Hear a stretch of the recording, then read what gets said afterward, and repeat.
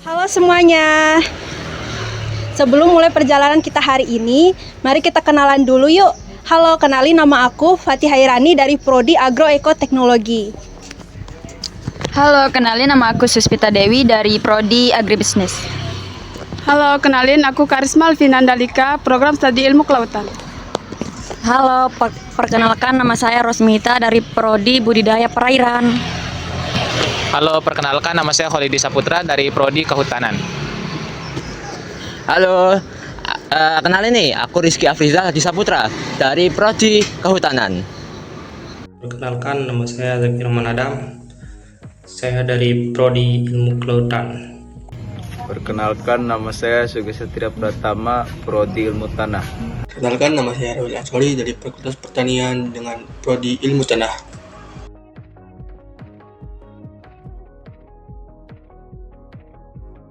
Apa yang mau dianu nih? Jadi gini Pak, apa saja permasalahan lingkungan yang paling sering ditemukan di sekitar sungai ini? Oh, kalau di sungai ini biasanya sampah. Oh, sampah ya Pak? Iya. Oh, terus menurut Bapak, apa yang menjadi penyebab utama permasalahan tersebut? Masalahnya itu kan sampah ini dibuang sembarangan, tidak teratur karena di sini tidak ada bak sampah. Terus apa yang sebaiknya dilakukan untuk menjaga dan memperbaiki kondisi sungai di Sukaraja itu? Harus dibenahi dulu bak-bak sampahnya, harus ditaruhin di setiap kepala lingkungan di pinggir-pinggir kali ini lah. Jadi orang kan nggak buang sampah sembarangan kan? Kalau itu semua juga kesadaran dari kita semua sebenarnya kalau masalah sampah ini, bukan dari satu orang aja, itu semua dari pemerintahan juga itu harus ada. Terus Pak, bagaimana kondisi sungai Sukaraja saat ini menurut Bapak? Kalau menurut saya ya kotor jadinya karena pencemaran sampah ini kan. Ya, kalau dulu airnya bersih, kita bisa mandi di kali. Oh, dulu bersih Pak? Iya. Oh. Setelah semua diambil seperti pasirnya kan sekarang kali ini nggak bisa kita pakai mandi. Terus Pak, apa yang sebaiknya dilakukan untuk jaga dan memperbaiki kondisi sungai di Sukaraja itu? Kalau kita kembalikan seperti dulu ya nggak bisa lagi. Lebih baiknya sekarang seperti saya bilang tadi itu lokasi-lokasi pembuangan sampah itu aja yang digali sama pemerintah supaya taruhin tempat sampah lagi. Oh gitu ya Pak, ya makasih deh Pak ya.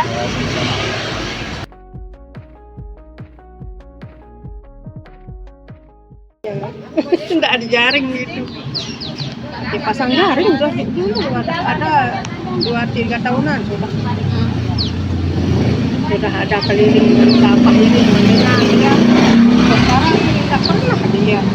Nggak pernah. Jadinya orang lempar ke kali aja dia yang sedikit. Iya tadi aja ada yang disuruh buang ngumpul sampah. di sini sudah dia. Tapi petugasnya mau ada dikasih imbalan lagi itu. Jadinya orang kan sekedar dapat beli beras orang nanti. Ini aja bayar aja dia biar diambil sama saya aja bayar sudah. Kebetulan ada di kampung kan petugas itu.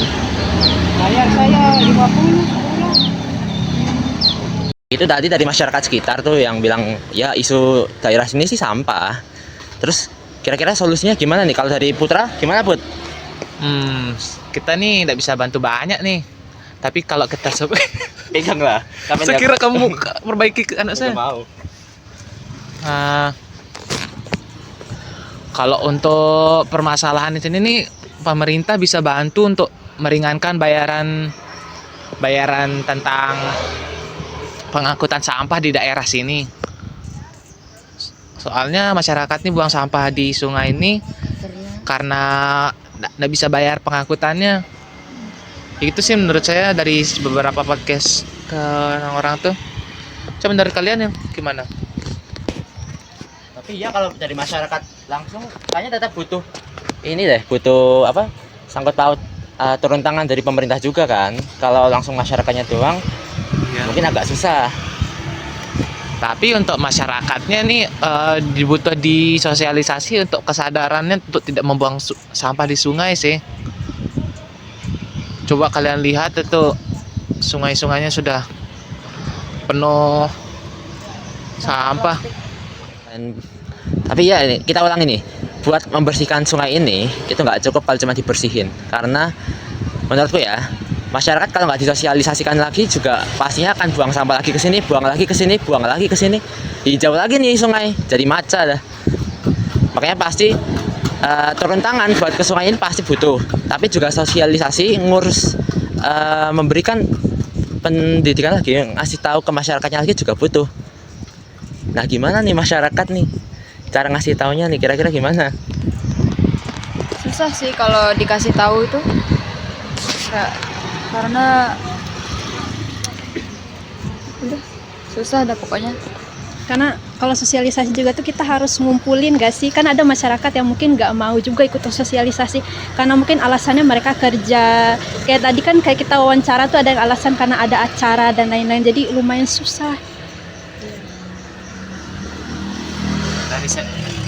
Dari segi kesadaran untuk masyarakat di sini masih kurang, jadi hanya kita bisa memberi solusi untuk kita cuman bisa beri solusi di sini nih kayak gimana ya,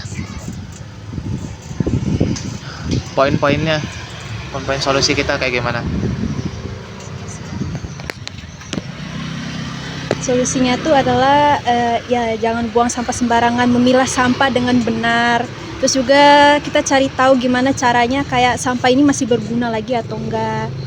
Kayak kemarin itu kalau nggak salah ada yang bilang sampahnya bisa dijadi apa ya, kemarin yang anak teknik yang bilang di audit itu. Ada yang bilang dia sampahnya kita jadiin ini ya, kayak dijadiin batu bata gitu loh, kayak sampah plastik. Paving block. Ya, paving block. Nah, itu maksudnya. Jadi kayak kan mungkin ada kayak kita bisa buat kayak tempat untuk buat itu nggak sih, paving block? Ya, dari sampah-sampah non organik itu. Dari segi pengolahannya itu. Sama solusinya juga bisa sampah plastik ini bisa diubah jadi bahan bakar sih sebenarnya. Tapi yang belum tercemar sekali sampah plastiknya. Jadi itulah fungsi kita memilah. Solusi kita harus memilah sampah-sampahnya yang organik sama non organik. Jadi itu ya untuk solusi buat daerah ini. Mungkin dari aku pastinya yang pertama untuk saya ini bikin atau adain lah tempat untuk pemilihan sampah, untuk pembuangan sampah. Karena aku yakin orang-orang sini di rumahnya pasti ada tempat sampah masing-masing, tapi mereka tuh mungkin bingung tempat pembuangan sampah rumah mereka tuh kemana. Nah itu mungkin bisa jadi pikirannya ke sungai gitu. Iya, itu kenapa kayaknya harus ada dulu nih tempat buat ngumpulin sampah rumah-rumah tuh kemana gitu. Jadi orang nggak ini buang sampah kemana nih, ke sungai aja, nggak ada tuh yang kepikiran begitu. Jadi harus dipermudah dulu mereka buang sampah tuh kemana. Tapi juga habis bikin itu harus ada lembaga atau pihak yang ngurus sampah itu.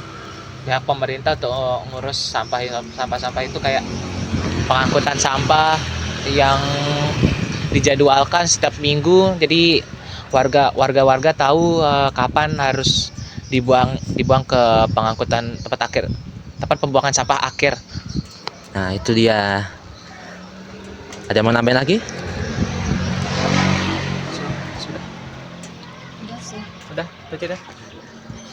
Sepertinya itu dia dari kami ya untuk isu-isu sampah di daerah mana ini? Di daerah Sukaraja. Di daerah Sukaraja ya. Terima kasih buat para pemirsa yang sudah mau nonton video ini. Mohon maaf jika masih ada kekurangan atau kesalahan, dan mungkin kalau kalian punya pendapat sendiri mungkin bisa lah kita sharing-sharing, kita jadwalkan sharing-sharing. Jadi ya itu dia dari kami. Terima kasih.